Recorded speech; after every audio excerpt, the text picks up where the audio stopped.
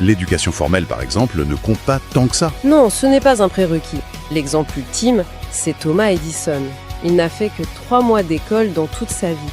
D'accord. Alors, entrons dans le vif du sujet. Le premier principe, la pierre angulaire de tout, c'est l'histoire d'Edwin C. Barnes. Je la trouve fascinante. Ah, l'homme qui a littéralement pensé son partenariat avec Thomas Edison. Exactement. Son but n'était pas de travailler pour Edison. Il voulait travailler avec lui. C'est une nuance capitale. Il voulait être son associé. Voilà. Et ce n'était pas un petit souhait. C'était un désir unique, clair, presque une obsession. Sauf qu'il y avait quelques obstacles. Colossaux. Il ne connaissait pas Edison, il n'avait aucun contact, et pire, il n'avait même pas de quoi payer son billet de train. C'est là que 99% des gens auraient abandonné. Pas lui. Son désir était tellement fort que le livre le qualifie de désir ardent.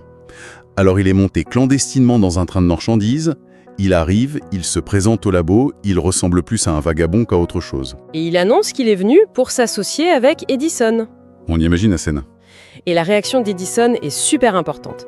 Des années plus tard, il a dit que ce n'était pas son apparence qui l'avait marqué, mais l'expression sur son visage.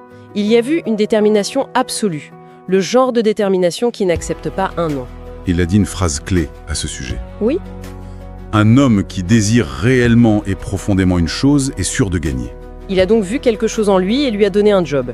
Mais un petit job, mal payé, dans les bureaux. Pas vraiment le poste d'associé qu'il espérait. Pas du tout. Et c'est là que le vrai test commence, la persévérance. Il n'est pas devenu associé du jour au lendemain. Non, et il aurait pu se décourager, se dire que c'était stupide. Mais le texte précise un point crucial. Pendant tout ce temps, son désir, non seulement il ne faiblissait pas, mais il s'intensifiait constamment. Dans sa tête,